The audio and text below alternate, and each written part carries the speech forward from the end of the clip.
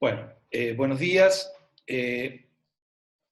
Vamos a hoy a dar curso a la clase de patología hipofisaria. Corresponde a la unidad temática 43 de la semana 19, del 18 del 8 y del 20 del 8, y la clase es patología hipofisaria. Para comenzar, vamos a repasar un poquitito el funcionamiento del eje hipotálamo hipofisario. Yendo a la próxima diapositiva, vemos que es el centro coordinador del sistema endocrino, que combina signos derivados de entradas corticales superiores, función autonómica, influencias ambientales como luz y temperatura, control del apetito y feedback endocrinos periféricos. Entonces, sistema nervioso autónomo, control de la luz, o sea, ritmos circadianos, control de la temperatura corporal, control del apetito. Libera signos precisos a la glándula hipofisaria o pituitaria, que son las hormonas liberadoras que influencian la mayoría de los sistemas endocrinos del cuerpo. Específicamente el eje hipotálamo-hipofisario afecta directamente las funciones de la glándula tiroides, la glándula adrenal y las gónadas, como así también influencia en el crecimiento, la producción de leche en el momento de la lactancia y el balance hídrico.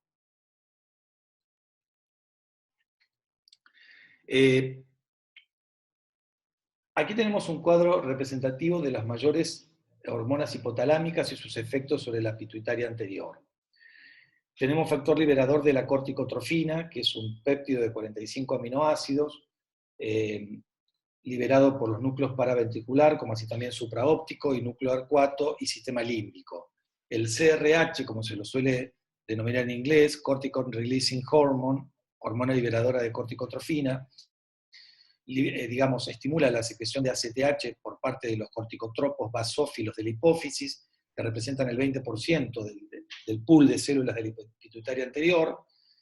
El producto final es la ACTH, cuyo gen que la codifica es el mismo gen de la proopiomelanocortina, por tanto es el mismo gen que produce alternativamente la hormona melanóforo-estimulante y las endorfinas.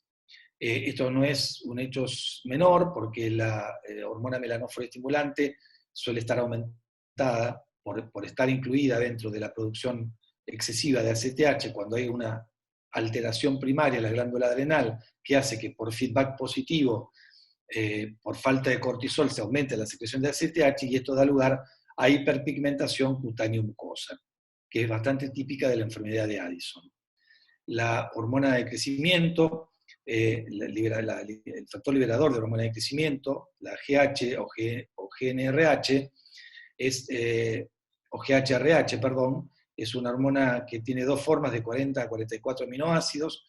Es el factor fisiológico hipotalámico estimulador de la hormona de crecimiento, que actúa sobre los somatotropos acidófilos, que representan el 50% del pool de las células de la pituitaria anterior. 50% de las células de la pituitaria anterior producen somatotrofina. La GnRH, que es el factor liberador es un péptido pequeño que produce la liberación, actúa como factor liberador de las células adenohipofisarias productoras de LH y FSH, que representan un 15% de las células de la pituitaria anterior. El TRH, o factor liberador de la TSH, es un péptido de 3 aminoácidos, secretado por el área hipotalámica anterior, que estimula la secreción de TSH adenohipofisaria, que solo representa el 5% de las células de la pituitaria anterior. Finalmente, los factores liberadores de prolactina, que incluyen serotonina, acetilcolina, opiáceos y estrógenos, representan, digamos, son los estimuladores naturales de la prolactina. Los lactotropos hipofisarios, o las células productoras adenohipofisarias de prolactina, representan un 10 a 30% de las células de la pituitaria anterior. Por lo cual verán que entre las hormonas productoras de las células hipofisarias productoras acidófilas, productoras de somatotrofina, hormona de crecimiento, y las productoras de prolactina, lactotropos, representan un pool de entre el 60 al 80% de la masa celular adenohipofisaria. Finalmente, la somatostatina es un péptido de 14 aminoácidos que inhibe la liberación de hormona de crecimiento, y el factor inhibitorio de prolactina, que es el factor tónico más importante o más relevante, es la dopamina. O sea, la dopamina es el gran factor inhibitorio de la prolactina y el que, cuando falta su llegada, hace que la prolactina se libere y aumenta. El mayor control de la secreción de prolactina es inhibitorio. Ahí vemos un corte lateral del cerebro, una vista lateral del cerebro mostrando las relaciones entre el hipotálamo, la eminencia media y la glándula pituitaria.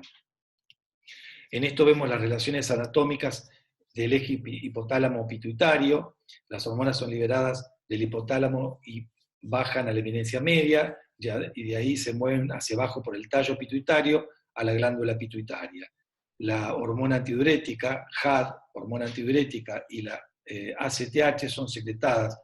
El CRH, la hormona antidiurética, y el CRH, que es el factor liberador de ACTH, son secretados por los núcleos supraóptico y paraventricular. La GnRH, la GH, hormona liberadora de gonadotrofina, por el área preóptica, el TRH por el hipotálamo anterior. El tallo pituitario, que a su vez conecta con la eminencia media a través de la glándula pituitaria, pasa a través de una abertura en la dura, es decir, en la dura madre del cerebro. La glándula pituitaria yace por fuera de los restos de la silla turca, por debajo del quiasma óptico, y se divide en dos porciones, lóbulo posterior y lóbulo anterior, o hipófisis anterior y hipófisis posterior. Ambas tienen distinto origen embriológico, anatómico y funcional. La pituitaria anterior, o adenohipófisis, surge de la bolsa de Rathke como una prominencia de la cavidad oral. En cambio, la pituitaria posterior, o neurohipófisis, surge del piso ectodérmico neural del piso de la boca, del piso del cerebro. La pituitaria yace casi directamente por debajo del área entre los ojos y puede ser asequible quirúrgicamente por detrás de la nariz. Es la cirugía transeptoefenoidal, a través del hueso efenoides. Y en la próxima vamos a ver, en la próxima diapositiva, vamos a ver un poco las conexiones vasculares y neurales que hay entre el hipotálamo y la pituitaria. Acá tenemos una representación esquemática de las conexiones vasculares y neurales. Las neuronas del núcleo paraventricular tienen terminales que van a la eminencia media, donde sus hormonas son liberadas directamente al plexo capilar primario. Luego, en forma transversal, a las grandes venas portales, grandes y largas venas portales, del tallo pituitario, y esto entra al plexo secundario, plexo venoso secundario, en la glándula pituitaria anterior. Plexo primario, largas venas portales, y plexo secundario comprenden lo que genéricamente se llama sistema venoso portal hipotálamo hipofisario. En contraste, los axones de los núcleos supraópticos viajan por debajo del tracto supraóptico hipofisario y liberan la vasopresina y la oxitocina directamente en la pituitaria posterior. Por tanto, ahí tenemos claramente visible que la oxitocina y la antidiurética no son secretadas por el lóbulo posterior del hipófisis, sino que son secretadas en los núcleos supraóptico y paraventricular y almacenadas en la neurohipófisis.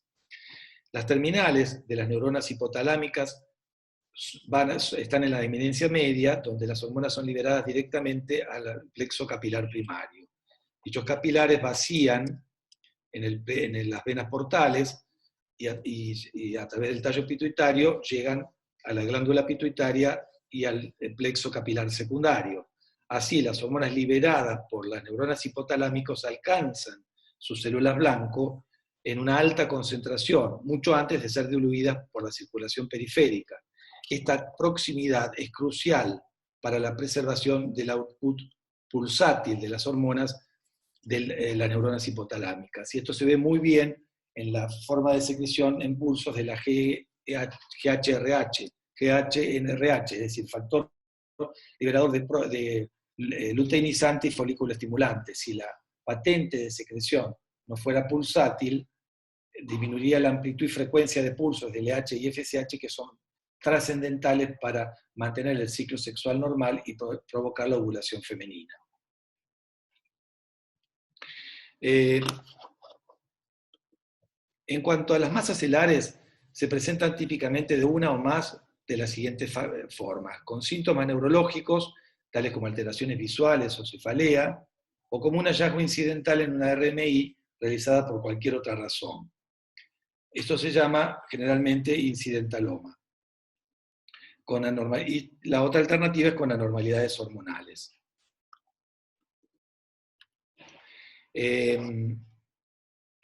Las causas de las masas celares pueden ser tumores benignos, el adenoma pituitario es la más común masa celar, sobre todo a partir de la tercera década de la vida, y explica hasta el 10% de todos los neoplasias intracraneales. Otros desórdenes son menos frecuentes, como el craneofaringioma, que no es un tumor estrictamente hipofisario, sino hipotalámico, es suprahipofisario, meningiomas, hiperplasia pituitaria, de lactotropos que ocurre durante el embarazo, de tirotropos o gonadotropos, de somatotropos, por la secreción ectópica de GNRH por tumores de otra estirpe, de otra etiología, como el carcinoma de células pequeñas de riñón, el cáncer de pulmón de células pequeñas, tumores metastáticos malignos primarios, como el tumor de células germinales, pinealoma ectópico, sarcomas, cordomas o carcinoma pituitario, que es una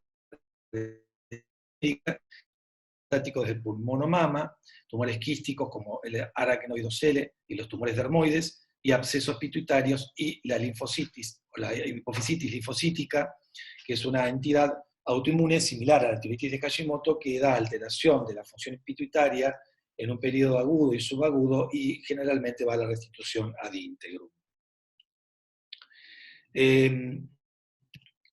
En cuanto a la incidencia y prevalencia, no hay pocos estudios poblacionales de incidencia y prevalencia de adenomas pituitarios. Sin embargo, un estudio basado en la población del norte de Finlandia, ellos tienen un sistema de salud que hace que la gente vaya al mismo centro de salud hospitalario toda la vida, entonces tienen posibilidad de hacer estudios muy buenos porque la población es cautiva toda su vida, encontró la siguiente tasa de incidencia estandarizada por 100.000 habitantes, que sigue siendo válida. Aparentemente todos los adenomas hipofisarios es el 4, los adenomas prolactínicos representan más de la mitad, 2.2, o sea que el tumor hipofisario más frecuente es el adenoma prolactínico. Los adenomas clínicamente no funcionantes, o cromófobos, como se les suele llamar, el 1 por 100.000, los adenomas somatotropos 0,34 y los adenomas corticotropos 0,17. Si bien los adenomas pituitarios son tumores benignos, hay que decir que por estudios de clonalidad son tumores verdaderos, son neoplasias, verdaderas.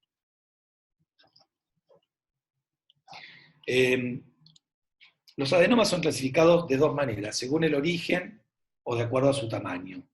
De acuerdo a su tamaño, son los tumores menores de 1 centímetro o 10 milímetros se denominan microadenomas y los mayores macroadenomas. Y esto no es solamente una cuestión arbitraria, sino que tiene mucho que ver con lo funcional.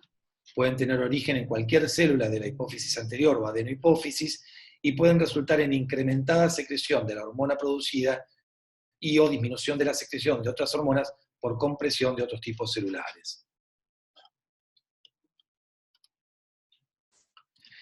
Los gonadotrópicos usualmente son no funcionantes, los tirotrópicos son asintomáticos, solo si secretan una subunidad.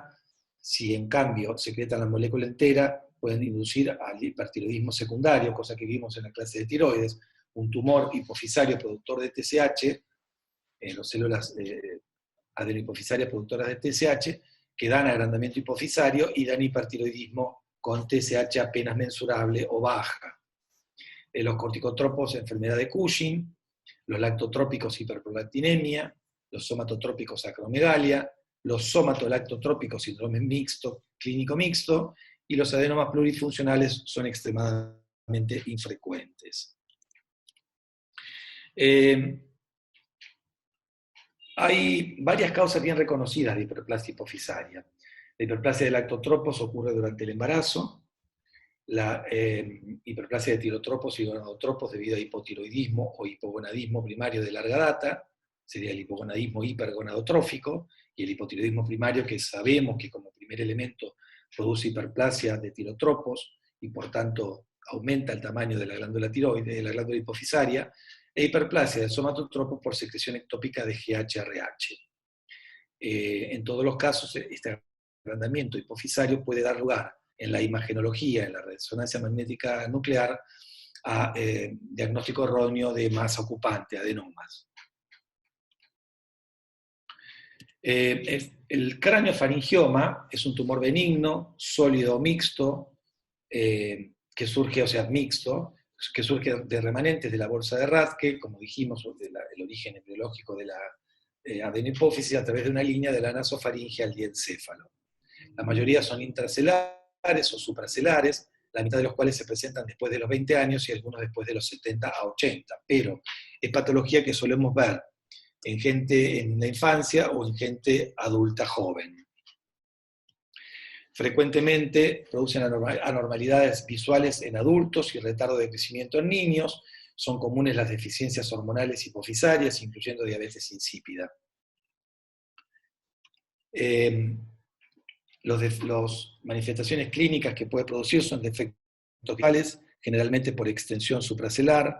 Lo típico es la mianopsia bitemporal.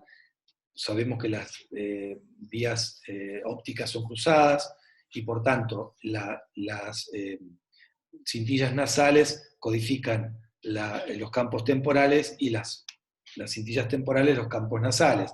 Es decir, claramente lo que suelen tener los pacientes es hemianopsia bitemporal. Cefalea, diplopía, visión doble, apoplejía hipofisaria en casos extremos, y cuando el tumor es muy grande, y síntomas de deficiencia hormonal, raramente los refieren, la más común es la deficiencia de gonadotrofinas. En cuanto a la imagenología, el estudio de elección es la resonancia magnética nuclear, que es el mejor procedimiento simple para estudiar masas celulares, no haciendo falta de otro estudio, y usualmente ciertas imágenes de resonancia magnética nuclear sugieren con una mayor probabilidad que algunos tipos de masa celular. Como un ejemplo de ello puede ocurrir que si el tumor o la masa está separada de la glándula pituitaria, generalmente indica que esta masa no es de origen pituitario.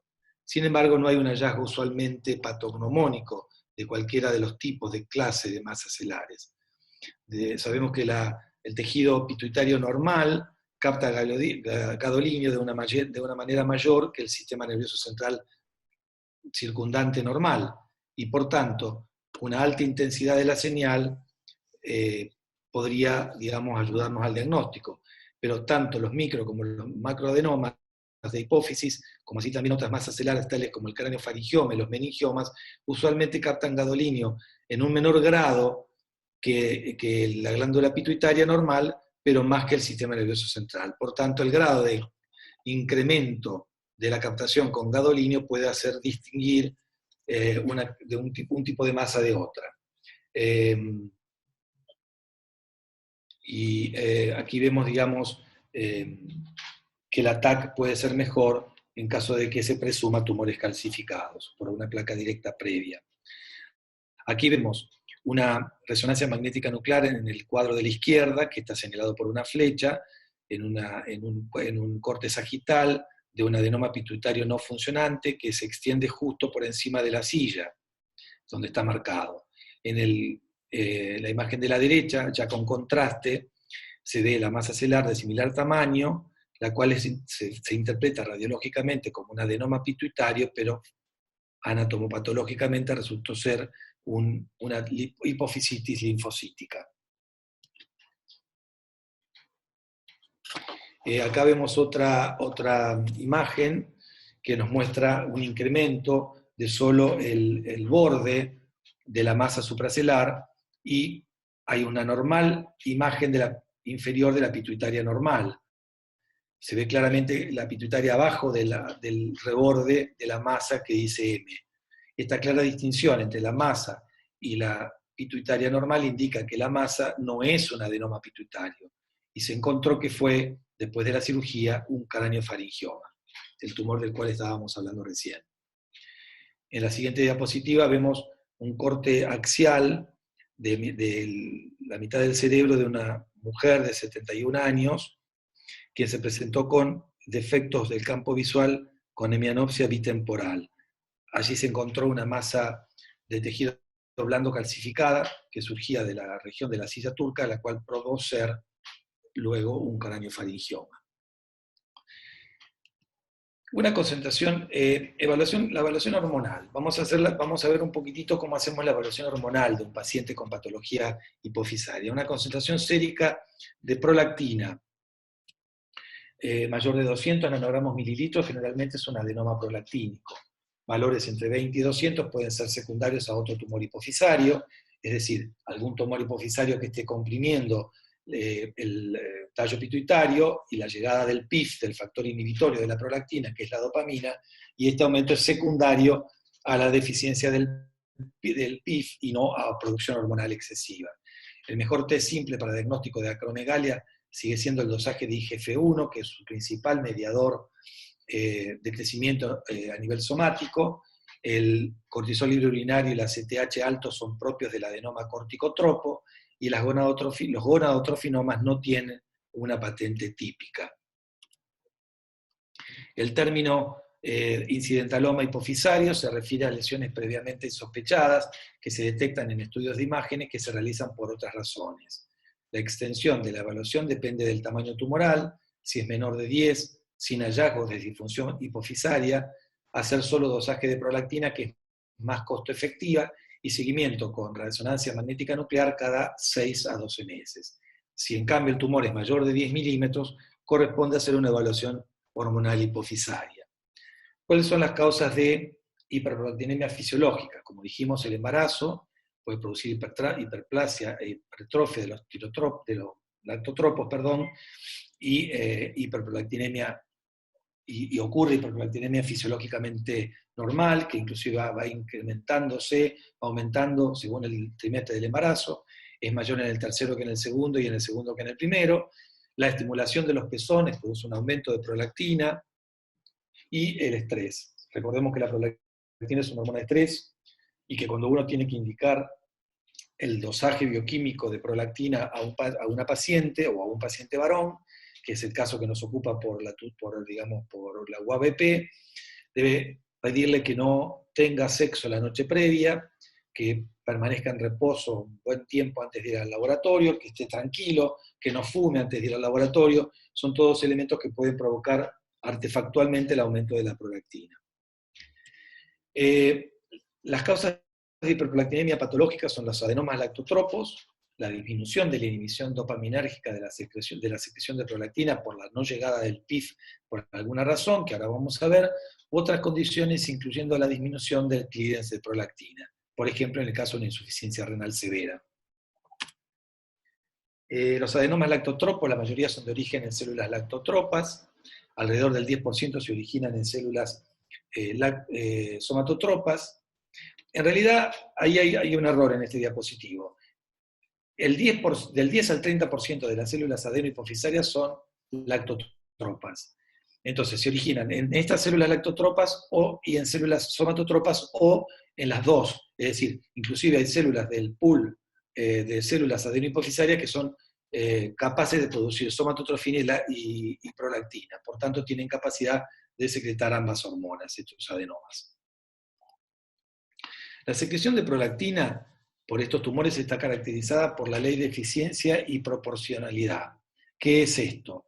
La eficiencia es que en microadenomas, tumores de menos de 10 milímetros, la secreción es ostensible también. Y la ley de proporcionalidad nos dice que la secreción de prolactina depende del tamaño tumoral. En general, los de menos de 1 centímetro producen prolactina de menos de 200 nanogramos mililitros. Entre 1 y 2 centímetros los valores pueden estar entre 200 y 1000, y más de 2 centímetros generalmente la prolactina está en más de 1000 nanogramos mililitros. La disminución de la inhibición dopaminérgica de la secreción de prolactina podría estar dada por enfermedad hipotalámica y pituitaria, tumores hipotalámicos que compriman la llegada del PIF, enfermedades infiltrativas hipotalámicas, sección del tallo hipotálamo hipofisario y eventualmente otros macroadenomas hipofisarios. La sección del tallo o el estiramiento severo del tallo puede ocurrir en traumatismos craneanos, sobre todo donde hay extensión, hiperextensión del cuello, como son los traumatismos de moto y ciclísticos. Hay drogas que son capaces de producir hiperprolactinemia. Algunas drogas antipsicóticas como la risperidona, fenotiacinas, haloperidol, butirofenonas, drogas que actúan sobre la motilidad gástrica como la domperidona y la metoclopramida. Algunos antihipertensivos como la alfa-metildopa, la reserpina y los bloqueadores cálcicos como el verapamilo, y algunos inhibidores selectivos de la recaptación de serotonina como la paroxetina y la fluoxetina. Algunas causan hiperprolactinemia, pero no causan prolactinomas. Varias drogas son conocidas como actuando como antagonistas de los receptores D2 dopaminérgicos, y estas son capaces de producir hiperprolactinemia.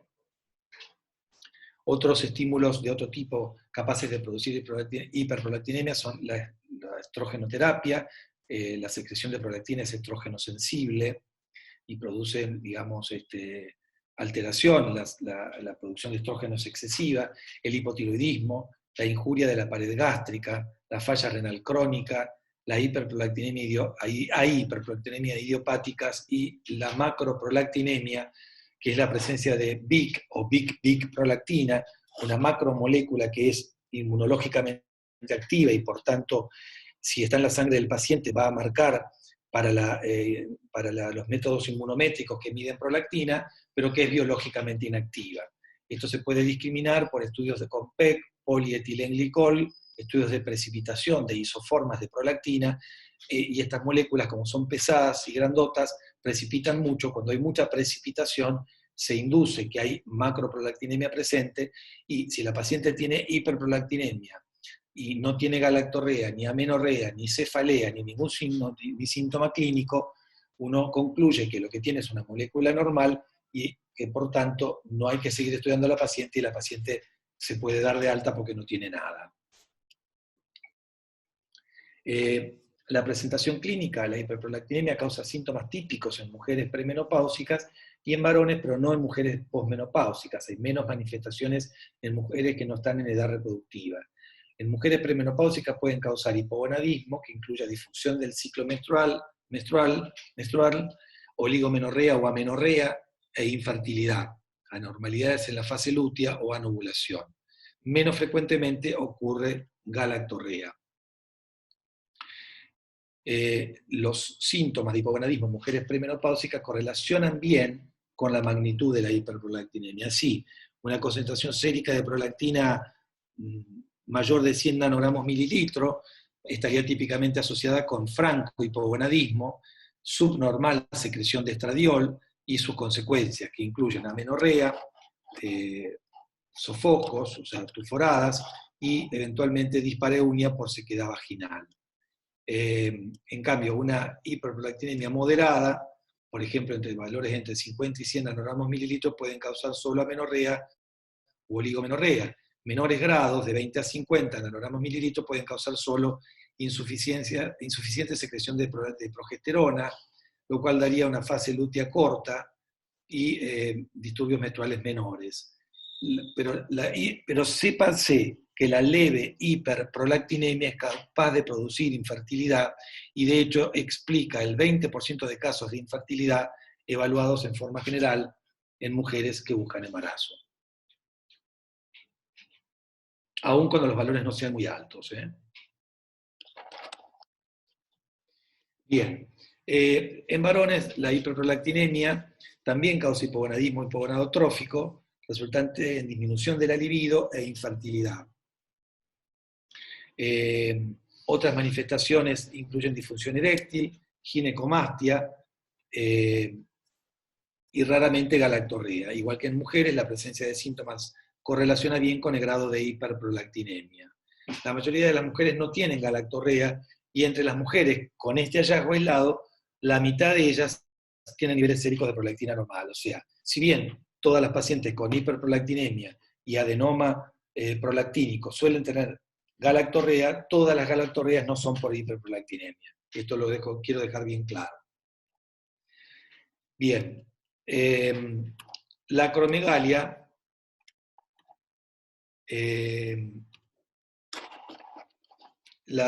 es el cuadro clínico que resulta de la persistente hipersecreción de hormona de crecimiento. El exceso de GH estimula la secreción hepática de IGF-1 que causa la mayoría de las manifestaciones clínicas de la acromegalia.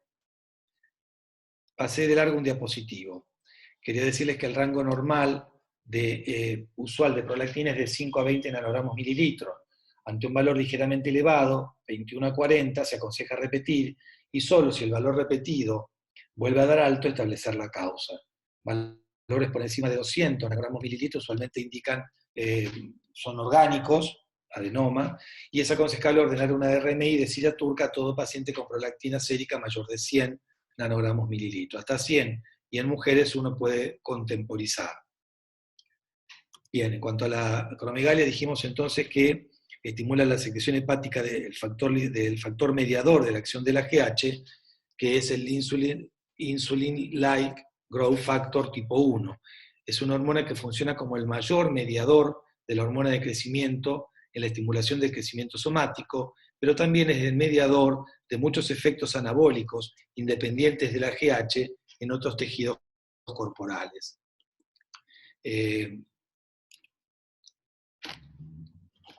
En cuanto a el diagnóstico clínico, suele estar demorado por la lentitud de la instalación del cuadro, habitualmente en años. Es dable, digamos, es común recordar la imagen de algún relato del doctor Cosio en el libro de semiología que daba cuenta de que en la casa de un médico muy importante de Buenos Aires, una empleada doméstica desarrolló una acromegalia delante de él y él no la advirtió, porque fue dándose tan paulatinamente en el tiempo que pasó inadvertida. Si el cuadro ocurrente es de la fusión de las epífisis de crecimiento en niños o adolescentes, se denomina gigantismo hipofisario. Las concentraciones de GH y de IGF-1 están altas en virtualmente todos los pacientes con acromegalia. El aumento de IGF-1 es desproporcionadamente mayor que el de GH debido a dos razones. Primero, la secreción de GH es más fluctuante. Segundo, la GH estimula la secreción de la proteína transportadora de IGF-1, que es la IGF-BP3, es la mayor proteína transportadora ligadora sérica de IGF-1. Se puede realizar el diagnóstico con determinaciones séricas luego de una sobrecarga glúcida o por determinación de moléculas circulantes dependientes de GH tales como IGF-1 e IGF-BP3. Confirmado el diagnóstico, el próximo paso a seguir es determinar la causa, que en más del 95% de casos se trata de un adenoma somatotrópico. Puede ser un adenoma de células de GH, puede ser un adenoma mixto, somatolactotropo, puede ser un adenoma plurihormonal, puede ser parte de un síndrome familiar como neoplasia endocrina múltiple tipo 1, acromegalia familiar, síndrome de McCune-Albright, síndrome de Carney, puede ser un exceso de GH ectópico o iatrogénico por un tumor de células de los islotes pancreáticos, linfoma o de causa iatrogénica, o un exceso de factor liberador de hormona de crecimiento, sea central ectópico, que es el menos del 1% de los casos, por un amartoma hipotalámico o ganglioneuroma o coristoma, o periférico, el 1% por un carcinoide bronquial, un tumor de células de los islotes, un carcinoma de células pequeñas de pulmón, una adenoma adrenal, un carcinoma tiroideo medular o un feocromocitoma. Y aquí vemos un algoritmo diagnóstico de acromegalia. La IGF-1 se dosa principalmente como elemento diagnóstico. Si resulta normal, se descarta acromegalia, sobre todo si se ha hecho una prueba de tolerancia glúcida, que digamos resulta un potente inhibidor de la secreción de GH, supresor de la secreción de GH, se hace un test oral de tolerancia glúcida como normalmente, con 75 gramos de glucosa anhidra en 300 centímetros cúbicos de agua, y se dosa GH a tiempos regulares después de la sobrecarga, con lo cual debería suprimirse. Si se logra la supresión con prueba de sobrecarga glúcida y la secreción de IGF-1 es normal, al paciente se le descarta la posibilidad de que tenga una acromegalia. Si por el contrario está elevada, se hace la prueba de supresión, y si hay inadecuada supresión, se procede al diagnóstico de imágenes con resonancia magnética nuclear. Si resultara normal, hay que chequear el tórax y el abdomen para buscar una secreción ectópica de GHRH, es decir, de factor liberador de somatotrofina extrahipofisario, y sería una acromegalia extrapituitaria. Y si por el contrario hay una masa celular o una síndrome de silla turca vacía, se hace el diagnóstico de adenoma secretante de GH. El hipopituitarismo es el cuadro que ocurre por disminución de la secreción de hormonas hipofisarias, lo que puede resultar de enfermedad de la pituitaria o enfermedad hipotalámica, que causa disminución de la secreción de factores liberadores con reducción de las correspondientes hormonas hipofisarias. Ahí vemos un cuadro de lesiones que ocupan espacio en la hipófisis, como adenomas, otros tumores benignos, quistes, cirugía pituitaria, radioterapia, que se efectuó por otra patología y que afectó a la glándula hipófisis, infarto, el síndrome posparto de Sheehan, es un cuadro que ocurre poco frecuentemente, pero que en el curso de partos distóxicos, generalmente con fórceps o hemorragia posparto por restos placentarios, ocurre un grado de alteración hemodinámica tal, con hipovolemia e hipotensión arterial, que esto deja exangüe la circulación hipofisaria, que de por sí la hipófisis está hipertrofiada durante el embarazo, excede la capacidad de vascularización de la glándula y por tanto se produce un infarto hipofisario y la consecuencia es el panhipopituitarismo posterior. Enfermedades hipotalámicas que ocupan masa, como un craniofaringioma benigno, tumores malignos, metastáticos de pulmón y mama, radioterapia para malignidades nasofaringias, lesiones infiltrativas, trauma, como fractura de base de cráneo o meningitis tuberculosa. Fíjense ahora en un estudio de 172 adultos con hipopituitarismo, encontramos que la causa del trastorno es el tumor hipofisario o el tratamiento del mismo en el 76% de casos, un tumor extrapituitario, como por ejemplo un craniofaringioma, en el 13%, causa desconocida en el 8% de los casos, una sarcoidosis, una enfermedad infiltrativa en el 1% de los casos, y síndrome posparto de Sheehan en el 0,5% de los casos, que como verán, y como dijimos, era poco frecuente. La presentación clínica depende de la causa y el grado y tipo de insuficiencia hormonal. Los pacientes pueden ser asintomáticos o presentarse con síntomas relacionados a la insuficiencia hormonal o síntomas de masa ocupante o compresivos. También pueden presentarse por síntomas inespecíficos como fatiga. El daño de la hipófisis anterior puede ocurrir súbita o lentamente, puede ser leve o severo y puede afectar la secreción de una, varias o todas sus hormonas. Por tanto, la presentación clínica dependerá de estos déficits y de su grado de magnitud. La deficiencia de ACTH se refleja en el déficit de cortisol, que en el caso de que sea secundario cursa sin pérdida salina, sin contracción de volumen y sin hipercalemia, ya que no hay una deficiencia de aldosterona clínicamente importante. Hay una deficiencia glucocorticoidea, pero no tanto mineralocorticoidea. La deficiencia de ACTH no resulta en hiperpigmentación. Sabemos que el circuito mineralocorticoide tiene regulación independiente por el sistema renina, angiotensina, aldosterona. La presentación clínica, la deficiencia de TSH tiene manifestaciones idénticas a la del hipotiroidismo primario. La deficiencia de gonadotrofina resulta en hipogonadismo hipogonadotrófico en ambos sexos.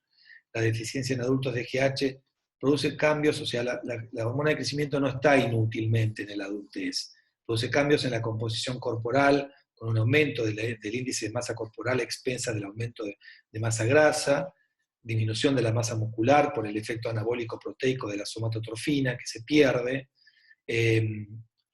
síndrome metabólico, hipertensión arterial, disminución de la timia, disminución de la densidad mineral ósea, osteoporosis.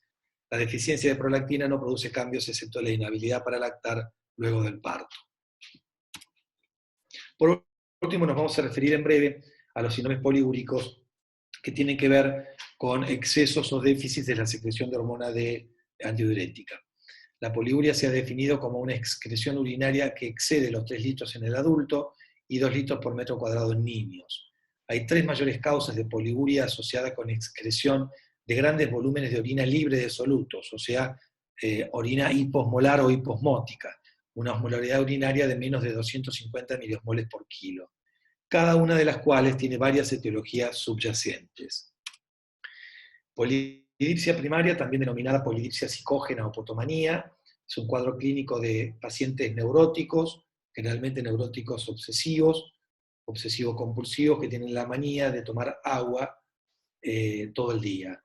Normalmente a la noche se olvidan y no se despiertan para tomar, y generalmente prefieren tomar agua fría. La diabetes insípida central, debido a una insuficiente secreción de antidiurética, que es la que nos ocuparía en este caso, pero también existe la diabetes insípida nefrogénica, caracterizada por normal secreción de antidiurética, pero con variados grados de resistencia renal a su efecto retentor de agua, a nivel del túbulo contorneado distal y del túbulo colector.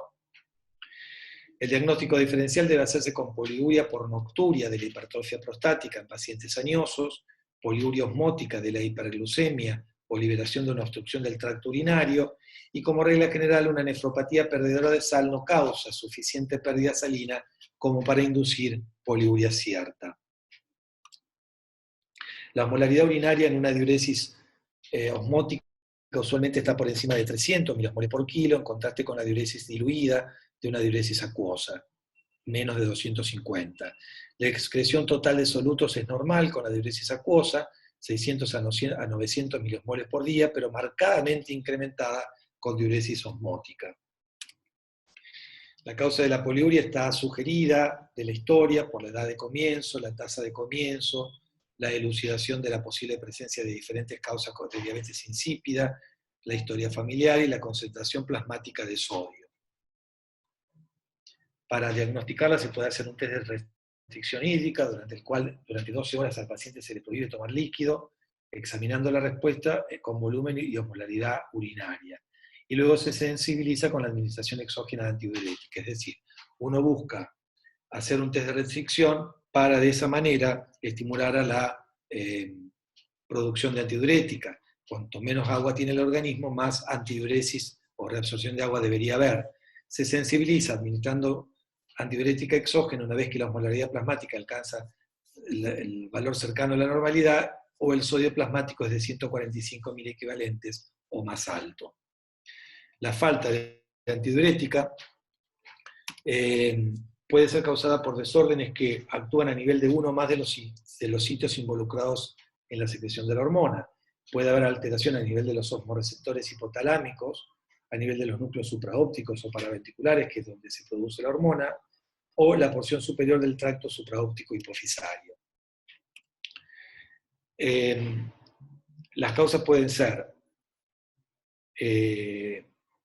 enfermedad idiopática, cánceres primarios o secundarios, desórdenes infiltrativos, desórdenes familiares y congénitos, neurocirugía o trauma, encefalopatía hipóxica, post-taquicardia supraventricular o anorexia nerviosa. Típicamente los pacientes con diabetes insípida no tratada se presentan con poliuria, nocturia y, debido a la inicial elevación del sodio sérico y de la osmolaridad, polidipsia.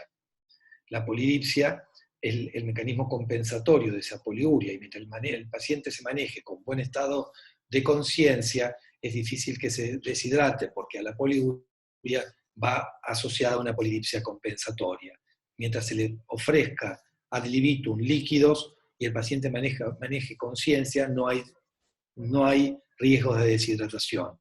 Puede haber síntomas neurológicos relacionados con la enfermedad neurológica de base.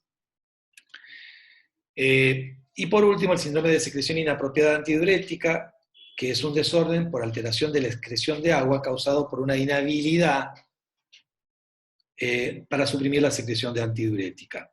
Debe ser sospechado en todo paciente con una hiponatremia de causa desconocida, hiposmolaridad y una osmolaridad urinaria por encima de 100 milimoles por kilo. En realidad, el paciente tiene una hiponatremia por sodio medido, pero no verdadera, sino relativa, porque lo que tiene es una intoxicación hídrica, o sea que es una hiponatremia dilucional.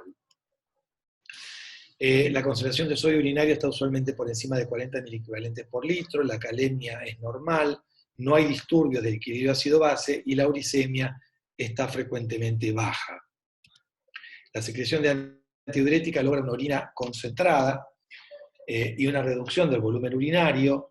El síndrome de secreción inapropiada de hormona antidiurética, la ingestión de agua no suprime adecuadamente la hormona antidiurética, lo cual produce un incremento en el agua corporal total con hiponatremia dilucional.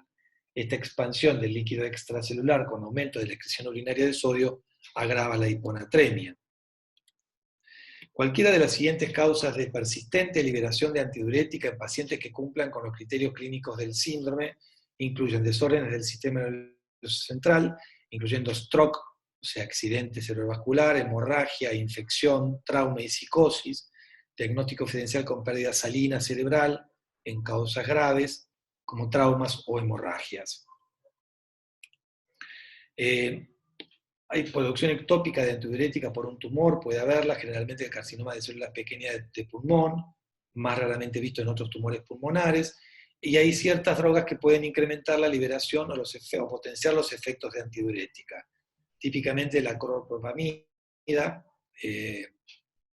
la carbamazepina, la oxcarbamazepina, ojo con pacientes epilépticos medicados con estos fármacos, o pacientes con tratamiento para el dolor, que también usan para disminuir el umbral doloroso, para elevar el umbral doloroso de estos fármacos, varios antineoplásicos como vincristina, vinblastina, altas dosis de endovenosa de ciclofosfamida, haloperidol, amitriptilina, un antidepresivo tricíclico, metotrexato, valproato, bromocriptina, amiodarona y ciprofloxacina, entre otros. Otras causas pueden ser procedimientos quirúrgicos que están frecuentemente asociados a hipersecreción de antidiurética, enfermedades pulmonares, particularmente neumonía de cualquier origen, o también asma o atelectasia, o hipopituitarismo e hipotiroidismo están asociados con hiponatremia. La administración exógena de hormonas como vasopresina o análogos de la antidiurética como desmopresina o oxitocina, una infección sintomática aguda por HIV y desórdenes genéticos que resulten en antidiuresis. Y hemos llegado al final. Espero que no les haya resultado muy intenso, pero la idea era hablar un poco del metabolismo del agua que hace al medio interno y a la clínica médica en general. Muchísimas gracias, buenos días y espero les haya resultado provechoso.